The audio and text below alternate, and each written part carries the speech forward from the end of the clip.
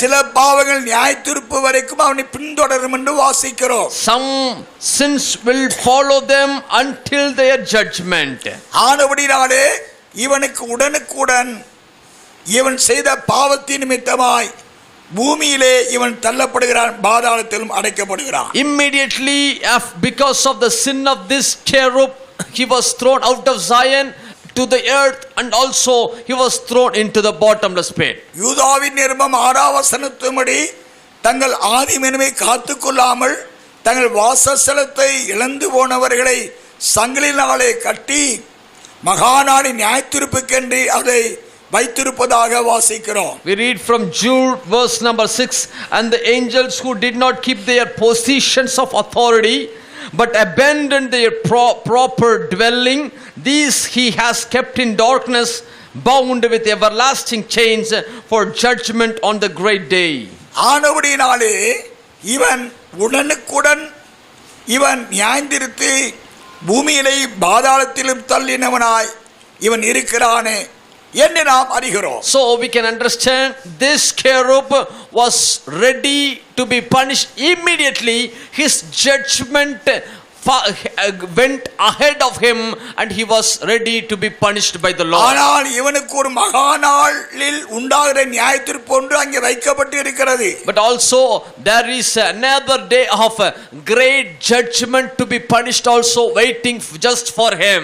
அந்த மகாநாளின் நியாயத்தீர்ப்பு என்ற அக்கினி கடல் வெளிப்படுத்தல் 20ஆம் அதிகாரம் 11 முதல் 15 வசனங்களில் வாசிக்கிற அக்கினிமயமான கடல் என்றும் அவற்றில் 10ஆம் வசனத்தில் இவன் தள்ளி போடப்பட்டான் என்றும் அறிகிறோம். We can understand from Revelation 20:11 to 15, especially the 10th verse says that this devil on the great day of judgment he will be thrown into the lake of burning sulfur.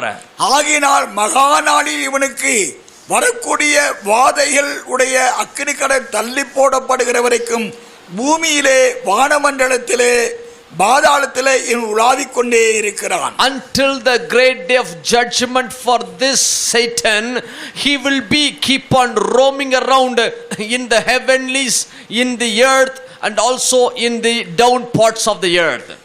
காரணம் அவனுடைய 21 பாவ சுபாவங்களை பயன்படுத்தி பூமியில் வாழுகிற மக்களை வஞ்சித்து தான் போகக்கூடிய அக்கினி கடலுக்கு இவர்களை கொண்டு போகும்படியாய் அவன் பூமியில் உலாவிக் கொண்டிருக்கிறான். The purpose of Satan to roam around this earth is to catch all the people with his 21 evil habits and characters, to snatch the people, to catch the people for him and to take them back to the same place which he is going to be thrown out. இப்பொழுது விழுந்து போன தூதருடைய ஆரம்ப முடிவுகளை நாம் அறிந்து கொண்டோம். Now we could able to understand the beginning and end of the fallen angels. இப்பொழுது நாம் வாழுகின்ற இந்த பூமிக்கு கடந்து வருவோம். Now let us come towards the place, earth where we live in right now.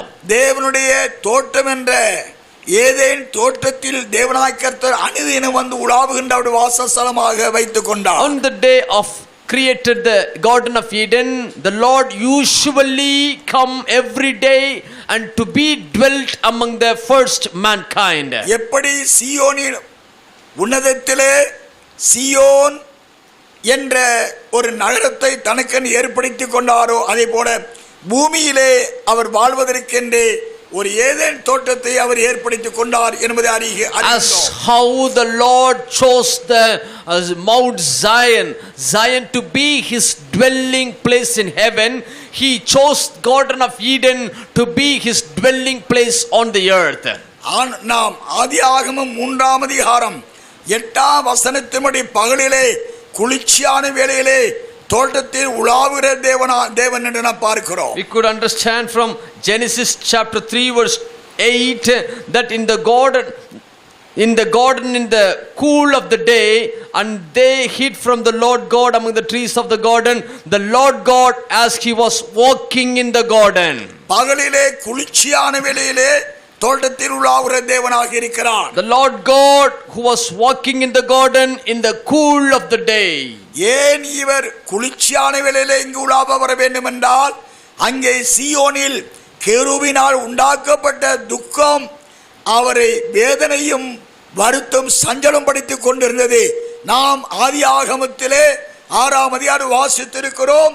அவருடைய இருதயம் மகாவேதனை துக்கப்பட்டு இருப்பதை அறிந்துள்ளாயிருக்கிறோம். As we know in the book of Genesis chapter 6, what is the reason for God to dwell in the cool of the day in the Garden of Eden? The heart of the father was broken because of the evil works and activities of the fallen angels.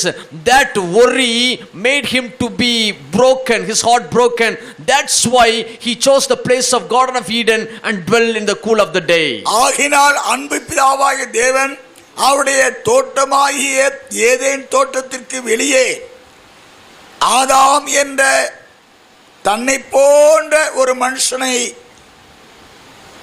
தன்னில் ஒருவனாக நம்மில் ஒருவனாக ஆதாம் என்ற மனுஷனை தேவன் உண்டாக்கினார். That's the very reason God created Adam, the Adam who will be like him, the Adam who will be a part of the God, a little God. God created as such a man gloriously.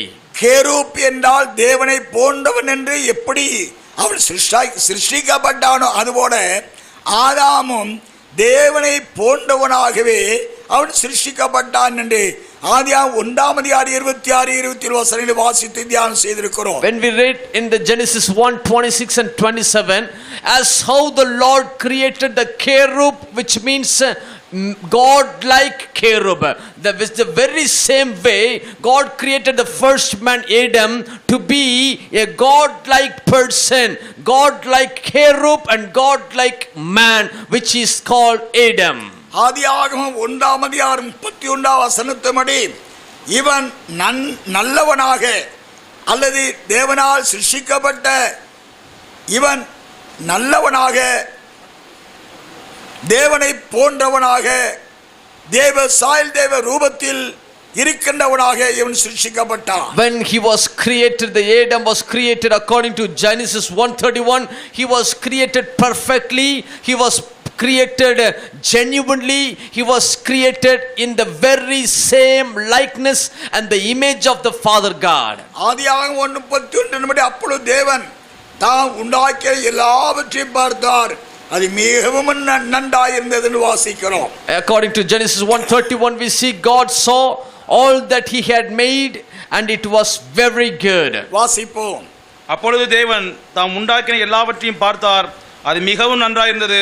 சாயங்காலம் விடியற்காலமாகி 6ஆம் நாள் ஆயிற்று. ஆனபடியினாலே ஆதாம் உண்டாக்கப்பட்ட நிலை மிகவும் நன்றாக அவன் உண்டாக்கப்பட்டான். So the creature of Adam was very good in the sight of the Lord.